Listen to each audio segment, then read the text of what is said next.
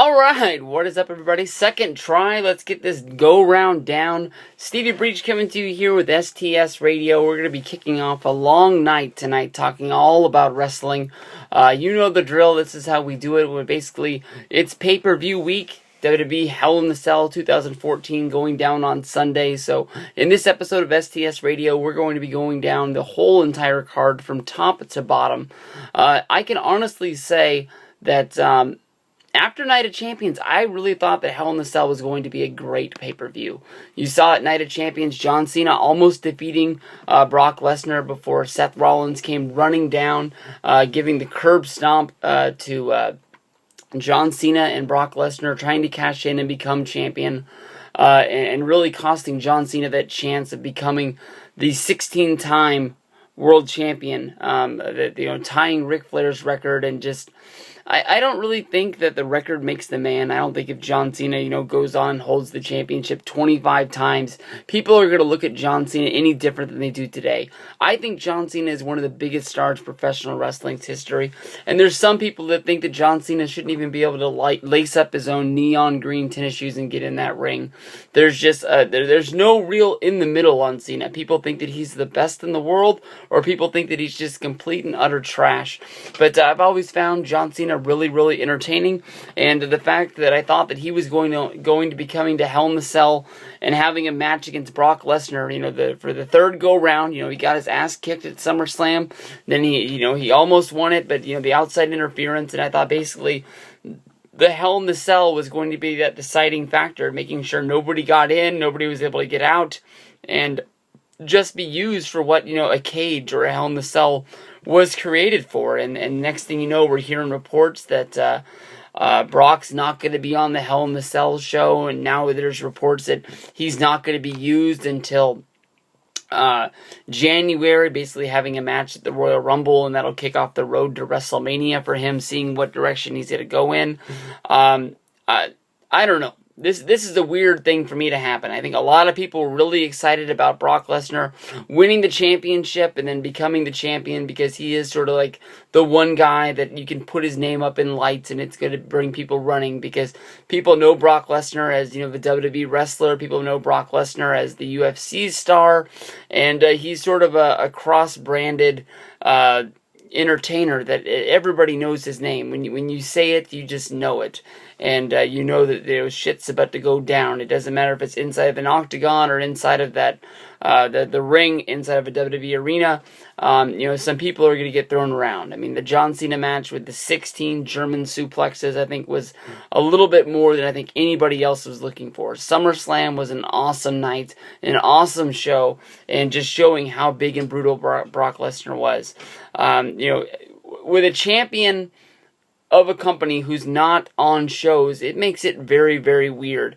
I went through mixed emotions with the Hell in the Cell pay-per-view. Basically, like I said, I thought it was going to be one of the best pay-per-views of the whole year. Little did we know that, next thing you know, they're talking about John Cena versus Dean Ambrose and a contract on a pole match to open up the show, and that would sort of spout off like a tournament. The matches that would follow, the winner getting Seth Rollins, the loser getting Randy Orton, and I don't think anybody was really looking forward to that. They hot shot the angle. They put it on Monday Night Raw.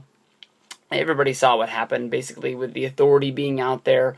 I don't know if, Seth Rollins had input into who he wanted to face, if he wanted to face Dean Ambrose, if he wanted to face John Cena. It didn't really make sense for him to be out there, since he was running away from both guys. He didn't want to fight either one, but yet he was so vocal on Monday Night Raw during this match, as they heckled the people, telling people that, he wanted to see him fight because he wanted to see them beat each other up. Instead of, being, fresh for them. But, basically with the screw job finish, with distracting John Cena, Dean Ambrose was to go up the pole and grab the contract when nobody was really paying attention. And then he flaunted it in front of John Cena's face, acting like he wasn't going to pull it down, only for Cena to run those 2 steps across the ring to try and get himself into the fight to get the contract, only to pull it off and give him the "you can't see me" right there in his face, which basically set up Dean Ambrose versus Seth Rollins as a Hell in the Cell match. Randy Orton and asked to take on the other one, He didn't say the loser because he didn't want to put anybody down, but it'd be John Cena going up against Randy Orton. Of course, from there, it all falls down. Brie Bella versus Nikki Bella, singles match. The winner gets to have the loser as her personal assistant for 30 days, and if they do not comply with everything that's going along, they will be fired or forced to quit WWE, which sort of goes along with, Brie Bella wasn't even working for the WWE, just a few months ago during the feud with Stephanie McMahon. Instead of being forced to have her husband be stripped of the championship, she slapped Stephanie McMahon and told her that she quit and she wasn't going to be used as a pawn in her game, only for Nikki to help get her job back after months of torture, and Brie going on to having a match with Stephanie McMahon at SummerSlam with her comeback, where Nikki would turn on her for trying to take the spotlight away from her as being the bigger Bella. I don't know. It's just weird to add that stipulation. Just to have the assistant's role for 30 days was enough for me. When they put the thing on there about having to quit if they didn't go along with it, maybe they're just trying to make sure everybody knows that there is sort of a stipulation if they don't do what the other one says. Because I don't really see Nikki as being somebody, even if she loses the match, is going to listen to Brie. But I see Nikki as somebody who goes into the bathroom, takes some sort of a deuce, and floods the bathroom and makes Brie go in there and clean up the bathroom after she's done. Then we have the United States Championship match, Sheamus versus Miz. Big Show versus Rusev is something that I'm really looking forward to. 7-month feud of AJ versus Paige, which I hope is really coming to an end here for the Divas Championship.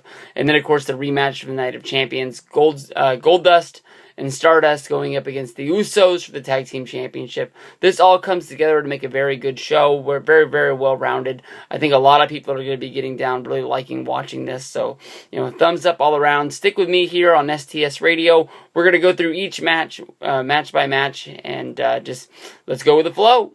For the kickoff of the WWE Network's pre-show, Hell in the Cell 2014, WWE is going to be having The Miz appear on Mizdow TV during a Hell in the Cell kickoff, basically 1 hour pre-show. Honestly, in my opinion, I think even for the WWE Network, this is a little bit too long of a show, to get you ready. This isn't really the NFL kickoff. I don't think the WWE Network has really gotten together on what they want to be for a pre-show. Honestly, in my mind, I think you run a few more video packages, getting people hyped up for matches. But even at that point, we all know why we're here. I think everybody who's going to be watching Hell in the Cell knows what's going to be going down. It's not like, when you watch the NFL kickoff, no matter if you watch CBS or if you watch Fox, sometimes they run, sort of promo packages talking about the star players on the team. But so many other times, they go in and they interview and they talk about players on the team that are emerging, people on the team that you might not know of that are becoming breaking out stars in the NFL. They're not the biggest names on the team. They might be like the side linebacker or the left guard, or maybe even sometimes they talk about the kicker who kicked the game-winning field goal, and they tell you their life story about where they came from and the adversity that they came over. When I watch, NFL on Fox, that's the show that I really, go towards. That really gets to me, Of course, then at the end, you have everybody's picks. They have some sort of comedy stuff to go along with the way, but honestly, in my mind, I think they need to be hammering down on what they're going to be doing. Normally you have Booker T, Christian's been out there for, a few of these pre-shows to build up how big the pay-per-view is. You got the guy that used to hang around with The Miz, whose name I just forgot, running the deal. Booker T, who's around for a lot of these, but I don't know. It seems to me that they're rerunning something that worked just a few weeks ago, and it's going to be a current theme of the show today, because I'm going to be talking about a main event and SmackDown, how they don't really matter in the big scheme of things for the WWE.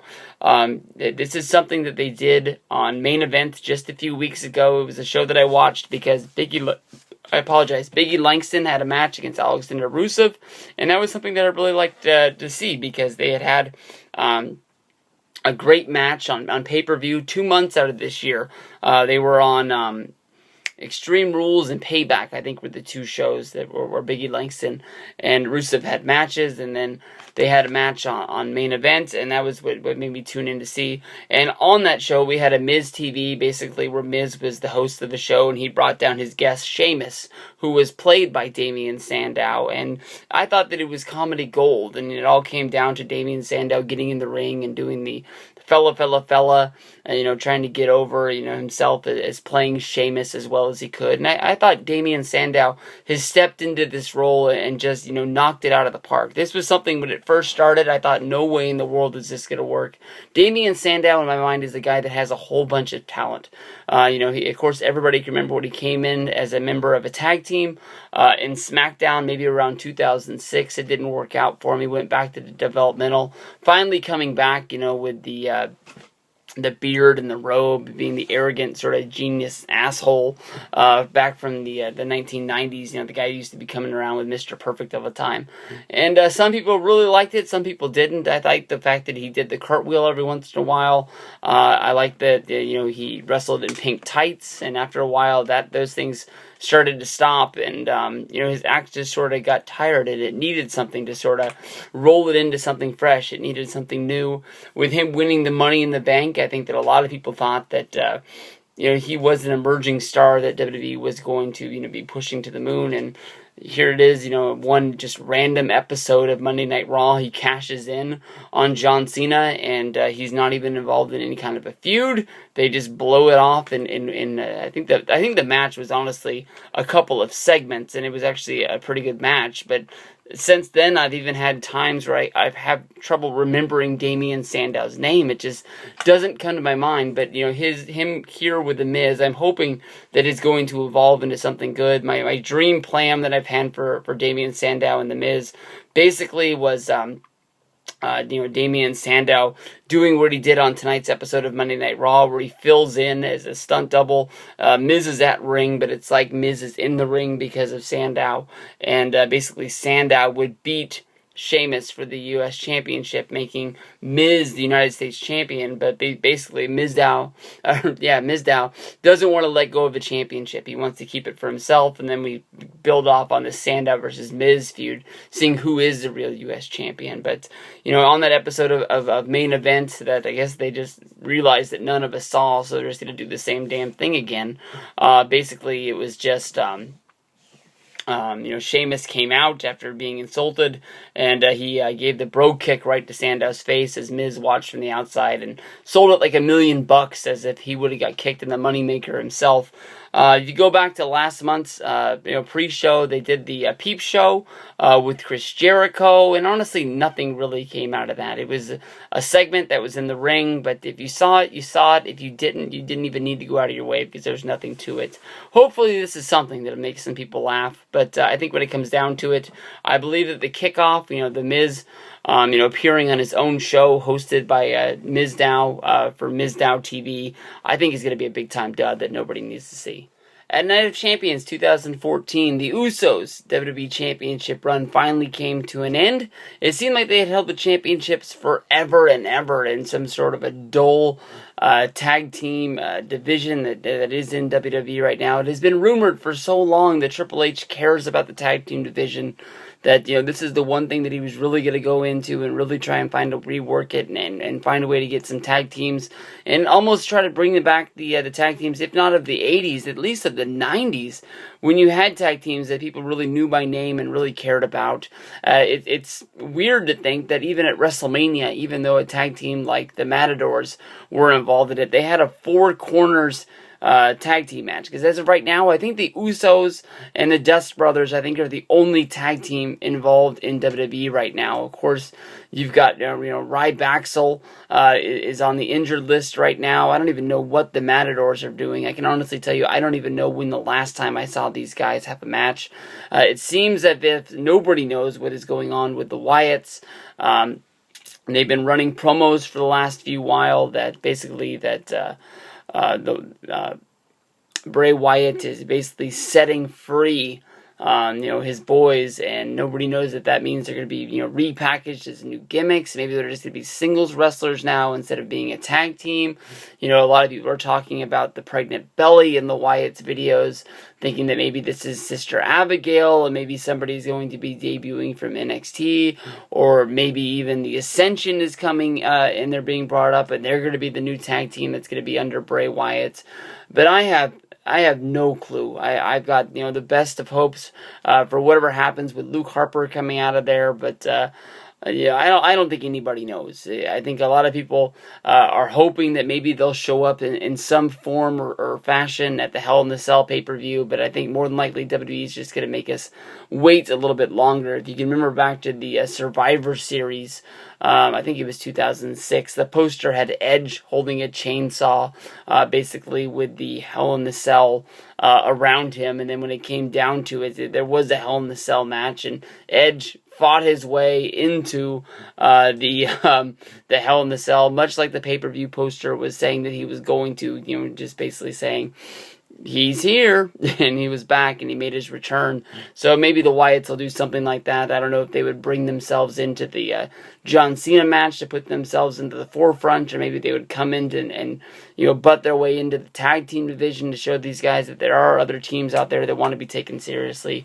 I have no clue, but basically they had a rematch. I can't remember if it was on Monday Night Raw. It might have been on Main Event, basically, where the Usos almost recaptured their WWE Championship, and at the last minute, Goldust struck the Usos with the tag belts, forcing a disqualification, meaning the Usos were the winners, but the Dust Brothers were able to keep their cosmic key that they had been so, on the quest to get. These guys are a little bit bizarre, even for me. Goldust and Cody Rhodes seem like some dudes that are, strung out on coke to me, talking all about the planets and the stars out there.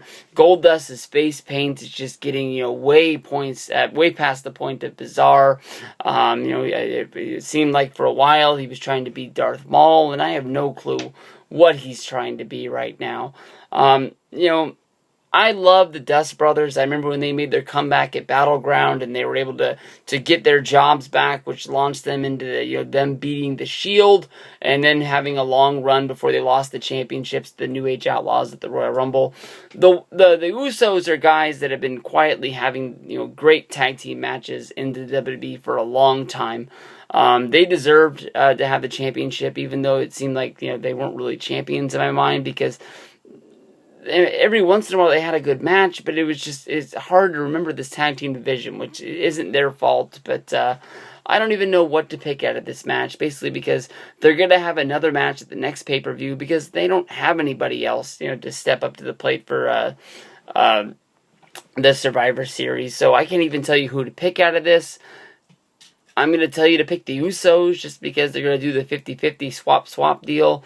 That's my understanding is what I think is going to happen. The Usos to beat the Dust Brothers. They'll keep the championships, and maybe at Survivor Series, maybe they'll drop them back to them and they'll just pass them back and forth like a hot potato. The next match is the match that's going to be pulling my hair out. Basically, I don't have any hair anymore. I took it all off this week, just basically because it wasn't growing right. I just didn't think so. I just decided to start over all over from scratch. But this match is just, it means nothing to me. AJ versus Paige is basically a feud that's been going on for 6 months.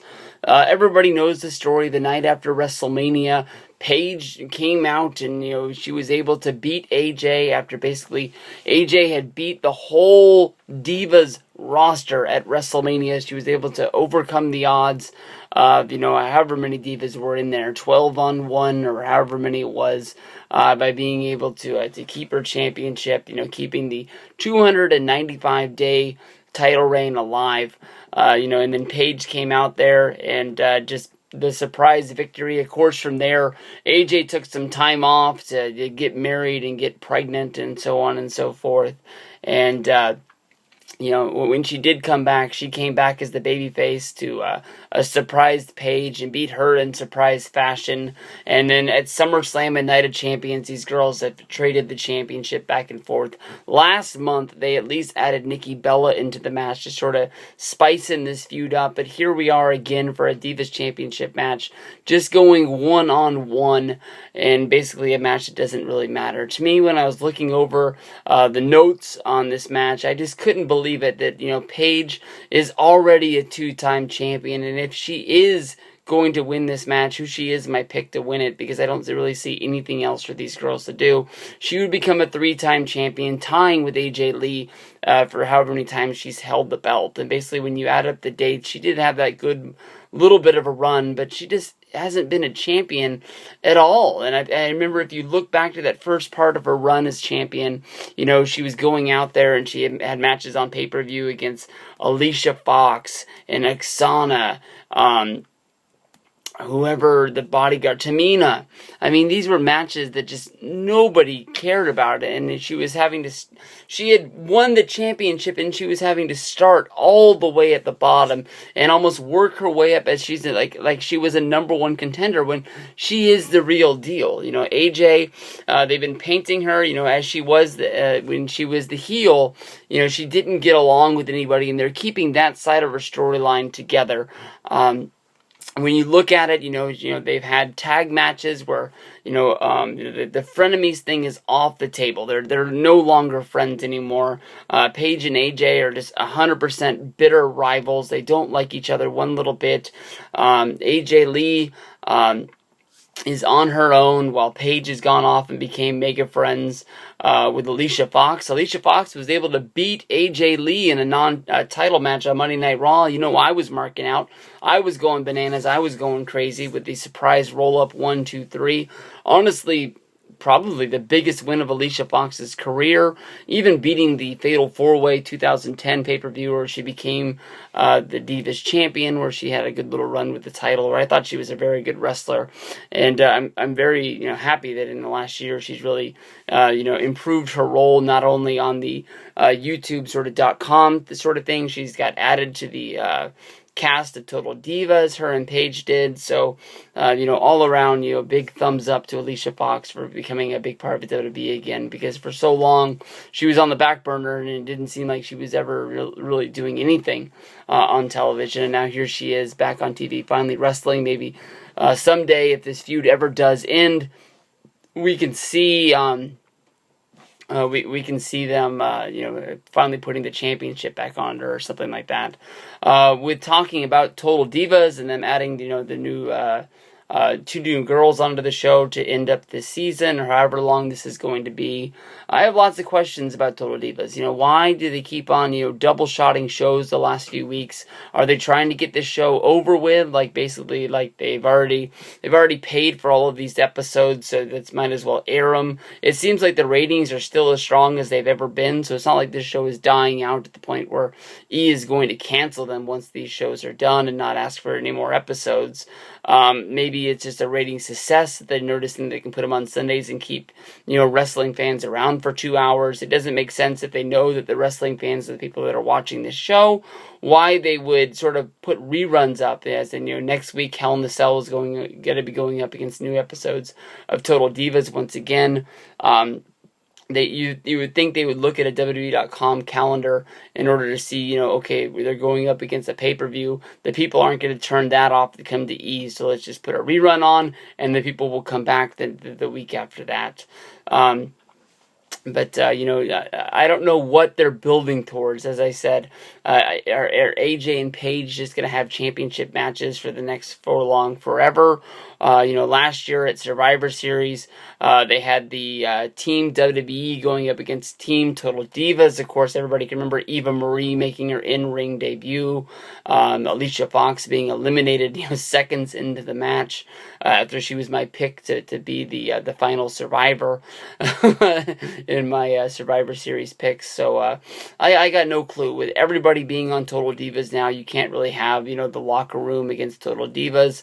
I don't know if they're going to have some sort of a way AJ Lee is going to fight all of the girls on the roster, but it seems like something like that is going down. Or maybe last week on Raw you had basically AJ walk out on Emma, and then the next week AJ went out and became friends with Layla, only for Layla to walk out on AJ, and then AJ still find a way to win the match. So I don't know what they're going towards, and I don't really care at this point. It just seems like this feud has gone on forever.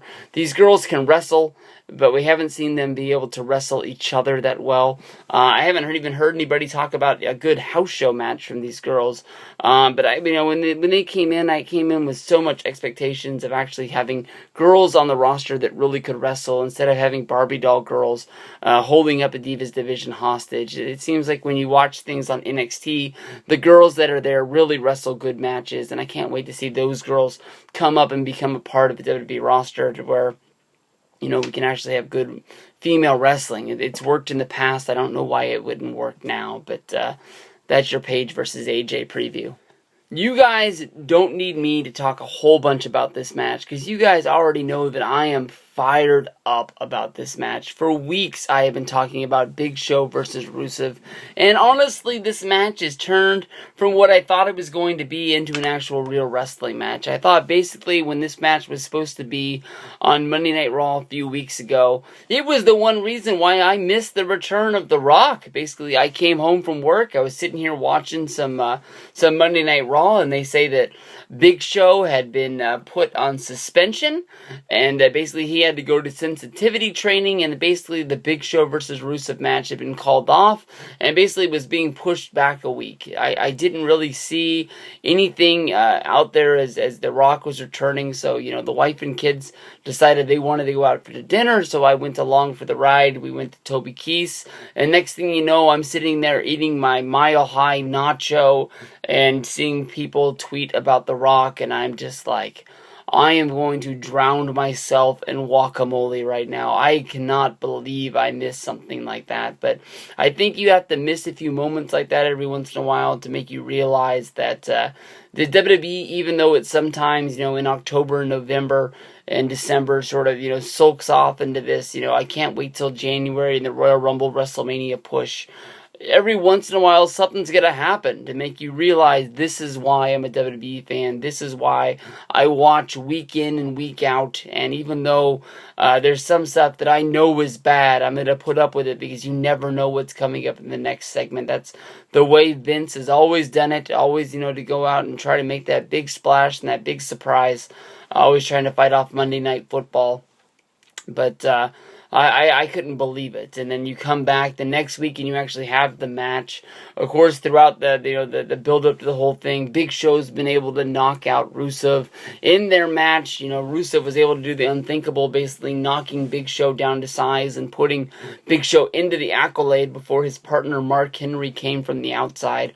When this first came down, I thought this was basically just a feud to break Big Show and Mark Henry up. This would be a one-off. Basically, Mark Henry would interfere because Big Show was looking like he was going to get the victory over Alexander Rusev, and Mark Henry wasn't going to let Big Show get all of the glory when he, deep down knows that he's able to beat Rusev. He knows that, he could do it.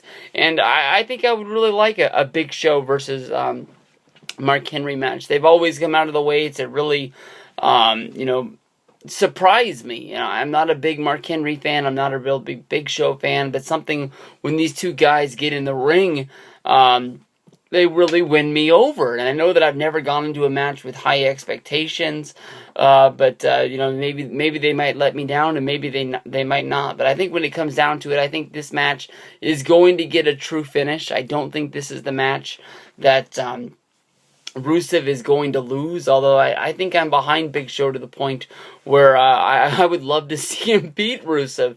But I think Alexander Rusev is something special that I think something is being built up for, even if it is, some sort of a match where it's going to be, I don't know, Hulk Hogan versus Alexander Rusev, or maybe more realistically, John Cena versus Rusev at WrestleMania. And I know we've seen this a lot of times. You can think of Muhammad Hassan, you can think of Stinsky, Umaga, the Great Khali. They sort of build these guys up as these unbeatable monsters.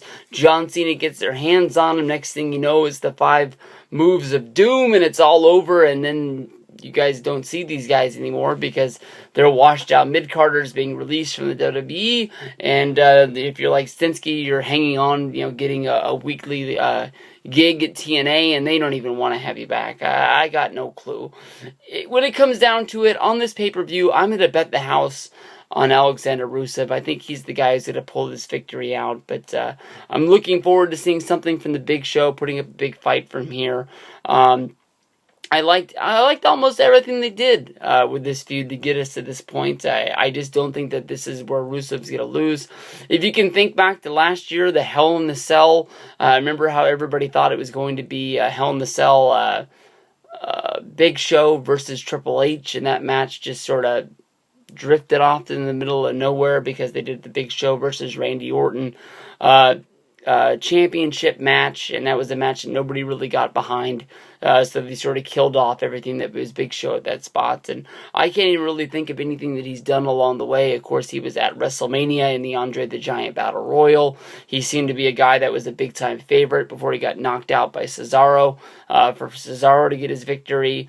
And then I can't think of one thing he's done since WrestleMania except pick up a few tag team wins with Mark Henry when they were building up that team before Mark went off to take on Rusev for the first time at Night of Champions. Or no, was it whatever? No, it wasn't. Yeah, it had to have been Night of Champions because it wasn't at SummerSlam. But there you go. Bet the house on Rusev, but this is looking forward to being a real good match. I think these guys are going to beat the hell out of each other. I think Big Show's going to lead Rusev to a good match. So this is one I got my eyes on to really surprise me. Hopefully it surprises you guys too. Alright, here we are, Sheamus versus Miz. Not a lot to be said about this match. Not a whole lot of a big-time story about this. Miz, your former Intercontinental Champion, he had a few good matches with Dolph Ziggler along the way, and they broke off their ties at the right time. And, enough before it seemed they hot shot the title back and forth. Of course, everybody can remember back at Night of Champions when Miz won his Intercontinental Championship back only to show up on Monday Night Raw and lose the title back to Dolph Ziggler. And a weird chain of events that just sort of ended their feud from there. The Miz and Mizdow, Damian Sandow, pointed their direction towards the United States Champion Sheamus, who seemed like he was in a little bit of a holding pattern at the time. There was a lot of rumors out there about Sheamus going after Alexander Rusev, with Alexander Rusev becoming the United States Champion. Basically, I don't know if he was going to take the championship and change it to the Russian Championship or the USSR Champion of the World or something like that. But basically, it just went along with Alexander Rusev. I think Rusev versus Sheamus would have been a damn good match. And I'm not saying that it's not going to happen. Maybe it's going to happen at the Survivor Series or maybe at TLC. Somewhere along the way, I can see Alexander Rusev becoming United States Champion. But for the time being right now, it's Sheamus versus Miz, and of course the heat on this match is basically because of outside interference. The Miz is coming off of back-to-back victories over Sheamus. One was basically Sandow kept on getting involved inside of the match, so Sheamus stood up and delivered a brogue kick and knocked Mizdow off of the ring, only for the Miz to roll him up for the 1, 2, 3. And then, of course, from there, they went for another rematch, so Sheamus could get his sort of aggression out on losing the match to the Miz. And from there, basically, Sheamus took his attention to chasing Mizdow outside of the ring, only for Miz to get the win via count out, and that would be the second victory in a row, so that would grant him a United States Championship shot. I think that Miz definitely is climbing the ladder. I think with the babyface, or not really babyface, the money maker, I guess you can say, sort of gimmick with him being the guy from Hollywood because I'm a Marine, damn it, and him trying to act like he's bigger than everybody around the world, and everybody that shows up to a WWE event is basically showing up only to see him, and he's sort of granting them permission to look at him and things like that. I think that honestly, it is a good deal. I think that definitely in this match I can see Sheamus kicking Miz right in the face and getting the 1, 2, 3, and then maybe Miz moves on to somewhere from here. I don't see Miz as United States Champion. I don't really see anybody as United States Champion. It takes me a minute when I'm dry thinking about WWE to picture who is the United States Champion. Sheamus has been it since winning the Battle Royal on Monday Night Raw when the Authority stepped in on the Shield and sort of, spanked them over the ham by basically saying that Dean Ambrose had to defend the United States Championship in a 20-man over-the-top Battle Royal, which of course was won by Sheamus. A lot of people thought that was the heel turn that was coming for him. Some people thought maybe he would be replacing Batista and joining Evolution. Something like that is needed for Sheamus. The babyface run, where they thought they were going to make him the man of the company, the new John Cena, I think has ran his course. In 2010, he was something of fresh, of becoming the WWE champion by defeating John Cena in the TLC match. That was something that I don't think a lot of people saw coming, and I think he was a good champion for WWE, and he was a great World Heavyweight champion. I think that was one of the first guys that I thought of when they unified the World Heavyweight Championship and the WWE Championship to make one belt. Sheamus is a kind of guy that is really looked at as a second tier set of guy now. I never really thought of the World Heavyweight Champion as the number one guy, but definitely Sheamus was like a peg down, but now he's even a peg lower down because he doesn't have that one belt to carry around that maybe when you looked at it, you sort of gave him attention thinking that that's the title that Ric Flair held, or that's the title that Triple H held in 2002 when Eric Bischoff brought it back, and the belt had a whole lot of, history behind it, and it sort of made the person who held it have a whole bunch of mystique around him. But I don't know. This is the match that I'm hoping is going to surprise me, but I'm not looking for a whole bunch out of it. But I am picking Sheamus to beat Miz in this one. In a feud that basically needs its own scorecard in order to keep track of everything that's been going down between these two girls, Brie Bella and Nikki Bella are finally going to be getting it on one-on-one in Hell in a Cell. I had done a video on a rumor that was out there. This was basically about a month ago, right after Night of Champions, when basically there was somebody on the internet who posted a lot of WWE rumors that has a lot of credibility behind his name, saying that WWE was thinking of putting the Bellas inside of Hell in the Cell in the first ever Divas match inside of the cell to try and, see how big of a feud this could play off of Total Divas. Total Divas, to me, honestly, has been a real big surprise hit. I think that they found something that worked, showing behind the scenes at wrestling events and, sort of escalating that into the wrestlers' lives. The Bella Twins are easily two of the biggest names that they could have been in there, not only because of their biggest names from being in WWE, but because who they run around with. Of course, Nikki Bella being the boyfriend of John Cena, Brie Bella being the husband of Daniel Bryan. At the time this show debuted, Daniel Bryan was a star on the rise, trying to work his way up to becoming the number one man of WWE, where he would finally win it, which is well documented at WrestleMania 30. And at the same point, John Cena has been the number one guy of this company for so long, and it seems that he's never going to be giving that spot up and moving out of the way. The Bellas are two girls that have not got along the whole time that they've been there. I think they've had two minor dust-ups in the past, one involving the WrestleMania 28 branding match, Team Johnny versus Team Teddy. They both chose different sides, and somewhere along the way, I can remember these girls having a match, and I think them just sort of forgetting that they were feuding and just putting them right back together because there was no real good match to come out of this. That's sort of the same place I see this right now. You can remember back that after SummerSlam and after Night of Champions, when basically Nikki got her title shot, they were, going back and forth about what this was about. Of course, Nikki said she wanted the Bella Twins theme, and Brie was letting her basically take anything she wanted. And then Nikki was saying that basically because Brie had married Daniel Bryan, she shouldn't even be able to use the Bella's name. So it looked as if this match was going to be for the Bella's name, to see who had the naming rights to call themselves Nikki Bella or Brie Bella. I think that, if they would have gone with the name sort of gimmick, I think that honestly, if you just would have had them call each other by one single name, a lot like AJ or Paige or a lot of the other girls on the roster, Nikki or Brie would have been able to market just fine. Fits well on a t-shirt. It doesn't really have to go along with anything else they do. Of course, Nikki has the Fearless brand, and Brie is sort of running with Brie mode right now. Brie mode! You can't go wrong. It's one of the best themes in wrestling. Honestly, it's one of the worst ones, but it just gets in there. It gets into your heart, and it's just one of those things that you can't you'll really forget.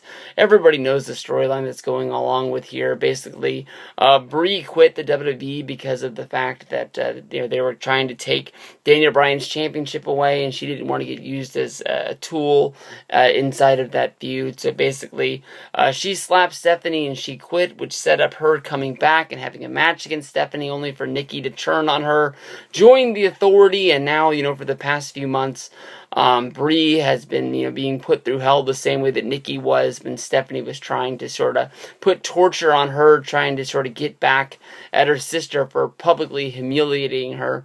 We've seen Nikki put Brie into, one arm tied behind her back matches or 2-on-1 matches, just where basically she's able to get beat down. And Brie kept on saying she was going to take the higher road, saying that she wasn't going to fight her sister. And finally, much like The Undertaker did for WrestleMania against Kane, she finally snapped and said this is on, and she's able to retaliate in her own way.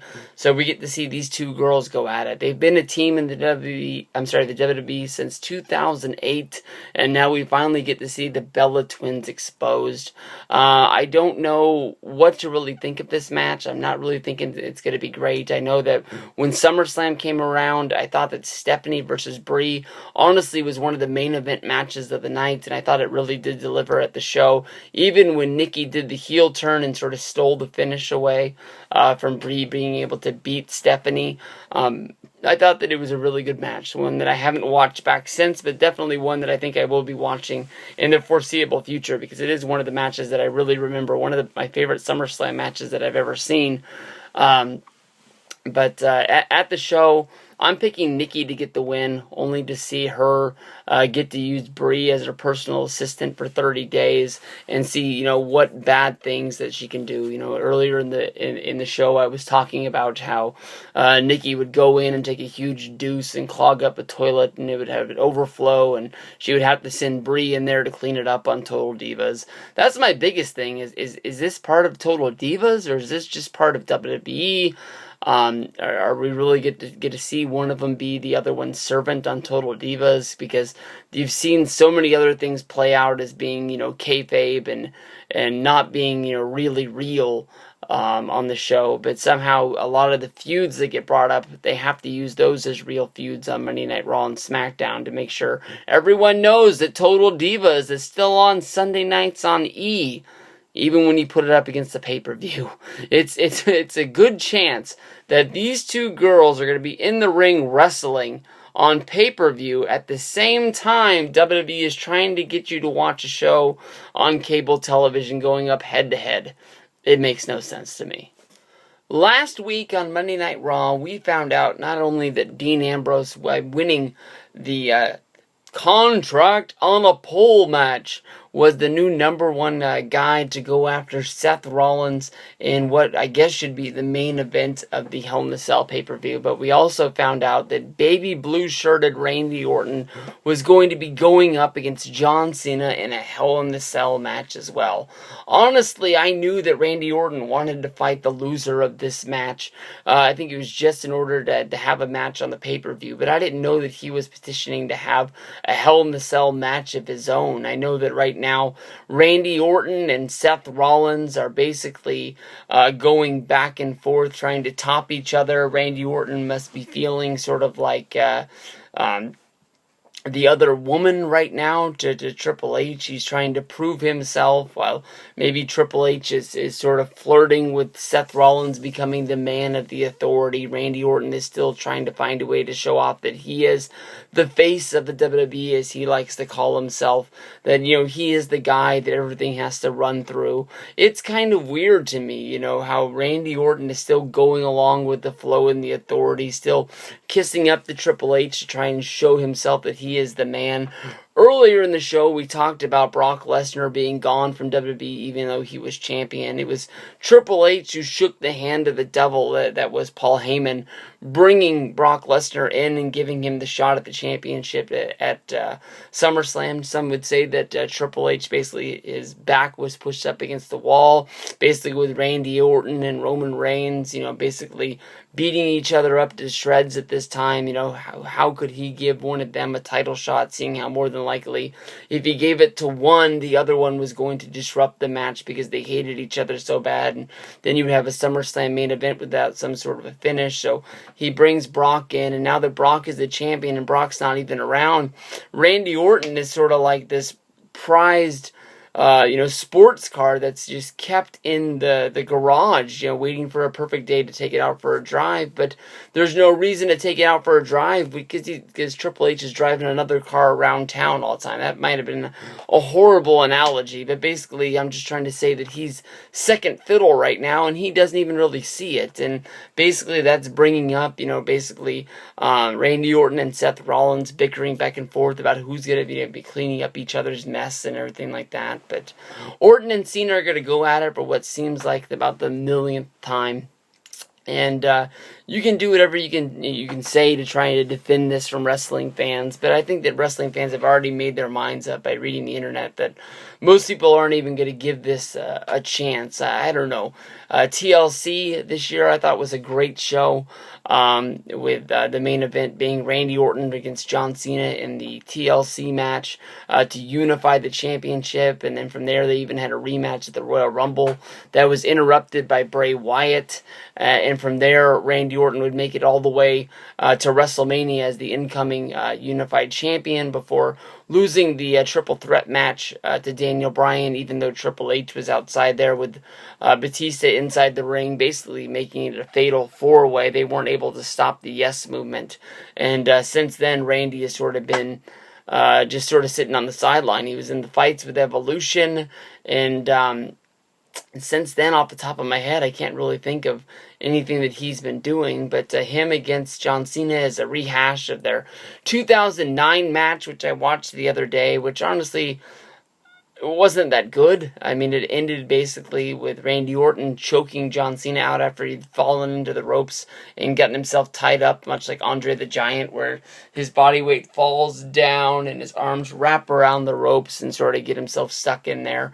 And Randy came up behind him and applied this very slow, methodical chokehold where you can definitely tell that Randy was trying to show the camera that he wasn't really choking him out, that he had the elbow properly placed right on the chin, and he choked him out with the chin lock. And then once he was down on the floor, Randy stepped back and punted the 45-yard field goal right upside John Cena's dome, to basically get the win and become the new WWE champion at that time. But we'll see. Everybody deserves a second chance. If anybody deserves it, it's 15-time world champion John Cena and 12-time champion Randy Orton. These guys have been through it all, and of course they were going down memory lane talking about who had the better career before they were interrupted by Paul Heyman. And I think, honestly, if there was anything that they could have done to make this match a little bit more interesting, was what they did tonight, by basically saying that the winner of this match is going to be getting a future shot at the WWE World Heavyweight Championship, which brought out Paul Heyman. Paul Heyman was talking about these guys can talk about 2002 all they want, but the MVP of the 2000 class will always be Brock Lesnar. Brock Lesnar, of course, becoming the fastest WWE Unified Champion at that point by basically beating... Who did Brock beat to become the champion the first time? Oh, The Rock at the Royal Rumble. And from there, he would go on and have the big feud against The Undertaker, involving the big match at Vengeance, where they had the double count out, or the match was just thrown out because they went through the stage. I can't remember what the official name of the ruling was on that one. And of course, then they had the Hell in the Cell match, and then he got beat at Survivor Series by Big Show. You gotta be fucking kidding me. But they just took the title off him for a little bit in order to get him hot, enough to go all the way to the main event at WrestleMania 19 against Kurt Angle. A really, really good WrestleMania match, probably on a lot of people's top 10 WrestleMania matches of all time. Would be a little bit higher on my list if it wasn't for the ending. That crash and burn really takes away from it, but it is what it is. Not really a whole bunch more to say about this. I mean, you've seen Randy Orton and John Cena go at it before. I think I've heard the number. This is the 29th time these guys have fought on a WWE pay-per-view before, and that's a lot for any kind of rivalry that is out there. You just gotta hope that one day down the road somebody will get both of these guys in the same room in order to talk about this rivalry. I would love to see another one of those WWE greatest rivalries that they made in the past for the Bret the Hitman Hart and Shawn Michaels feud, where they went all over their singles matches, tag matches, the screw job finish, and just basically talked about how they had repaired their relationship and where they were at that point in their career. There was a rumor at one point that they were going to make a Stone Cold Steve Austin and The Rock DVD, much like this, but I think The Rock is sort of relentless to go full steam into WWE. He'll go in and he'll do a big match for big money on like a WrestleMania pay-per-view. But I don't think he's really willing to sit down for a real WWE network sort of thing. I think he probably thinks that's a little bit low-ballish. But there's a lot of wrestling fans out there that like to buy a lot of DVDs, and it may not be as much money as it makes that he gets paid for a Fast 7 or Hercules or anything like that. But it definitely is a lot of revenue from a DVD like that with big-time sales, Rock. So hopefully you'll sit down and make that. But in this match, who the hell are you picking, Steve? Guess you gotta pick John Cena so he gets the rematch with Brock Lesnar. Of course, he deserves it as it is already. Randy, a lot of people are saying is flirting with turning babyface. Putting Randy against Brock Lesnar is a fresh match that a lot of people might want to see. I can easily say that I don't really want to see it. But you got to wonder, is Brock coming back for Survivor Series? Is Brock coming back like most people think at the Royal Rumble? When do you even cash this shot in? If John Cena wins and Brock isn't around, do you just do John Cena versus Randy Orton again at Survivor Series and maybe put the title shot on the line in a rematch? That's something I don't want to see. What if they go all the way? What if they go 3 in a row? They go Hell in the Cell, Survivor Series, and TLC. And then finally John Cena gets his hands on Brock Lesnar. I don't know. We'll have to see. But that's this one. Let's get on to our main event. I chose this match as the last match to talk about because in my mind, honestly, the more I think about the WWE Hell in the Cell 2014 pay-per-view, Dean Ambrose versus Seth Rollins is my main event. Seth Rollins, Mr. Money in the Bank, basically has been hunted down by Dean Ambrose ever since the breakup of the Shield the night after Payback. A lot of people are thinking that Hell in the Cell might not be a great pay-per-view, basically because there is no WWE Championship match. Looking back just a few months ago, WWE Payback 2014, because of the injury of Daniel Bryan, Evolution was the main event going up against the Shield in a great match. It ended up being the last match for the Shield the night after. On Monday Night Raw, in the main event, basically Seth Rollins hit Roman Reigns in the back with a steel chair, and then as he was in complete shock, Dean Ambrose was hit by a curb stomp from Seth Rollins as well to put, just sort of the exclamation points on everything that went down. Of course, from there, Dean Ambrose and Seth Rollins were added into the Money in the Bank match because Triple H put Seth Rollins into the match, took him under his wing, joined the Authority, and basically was on the sure route way to becoming a future champion for the WWE. Some might think that he was almost put into the evolution process where he was put under the wings of Triple H to sort of be pushed in the right direction to where he could become a future star of the WWE.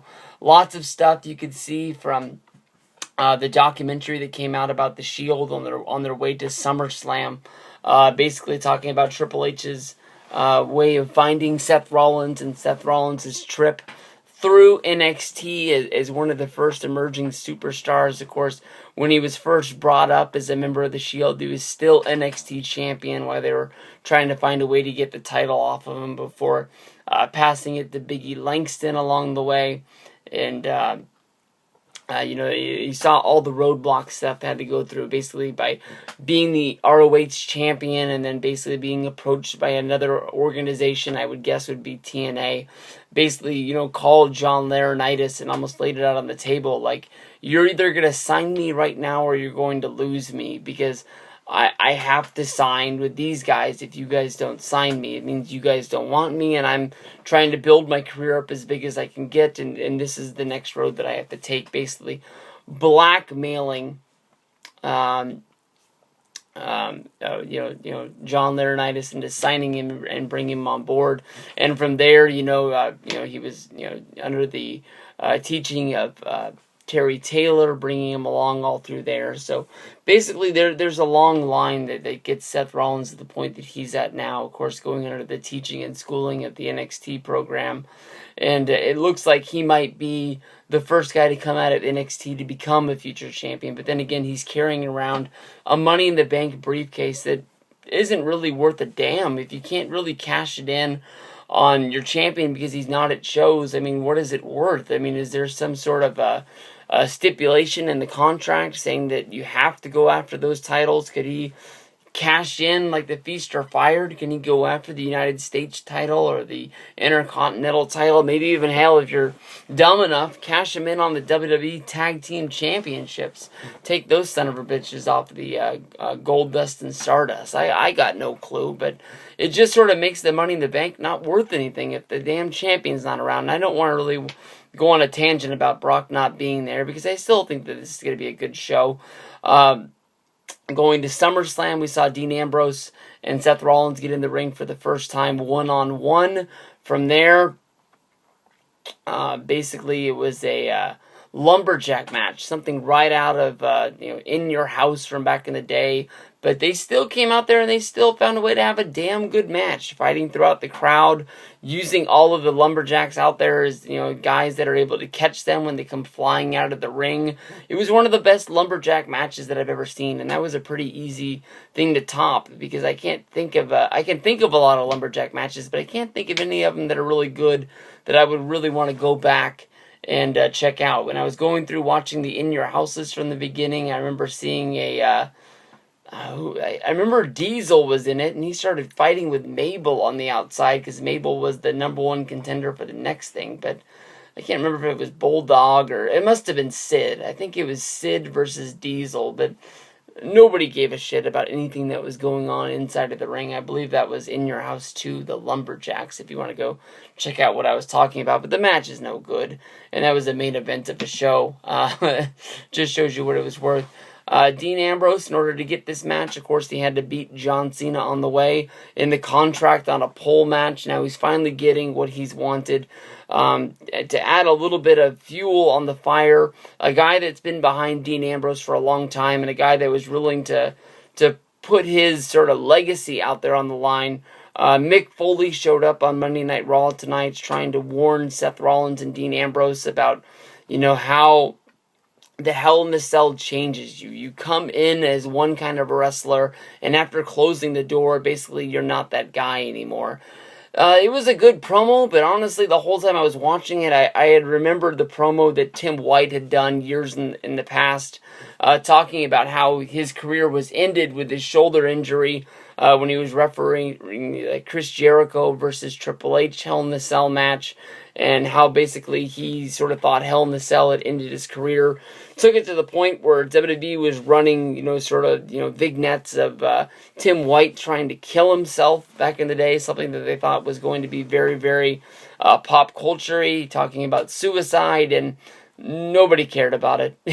People make jokes about it today, and it's the first thing you think of when you walk into WrestleMania Access, and Tim White is there as one of the agents helping the superstars. It's one of the first things you think of. But this, to me, honestly, is going to be my main event. It's the match that I've been looking forward to for a long time. It's one of the reasons why Hell in the Cell was created for a feud for like this. I hope that they do it right, and somebody beats somebody to the point where they go off in their different directions. And Hell in the Cell should always be the exclamation point on a career. I'm sorry, the exclamation point on a match.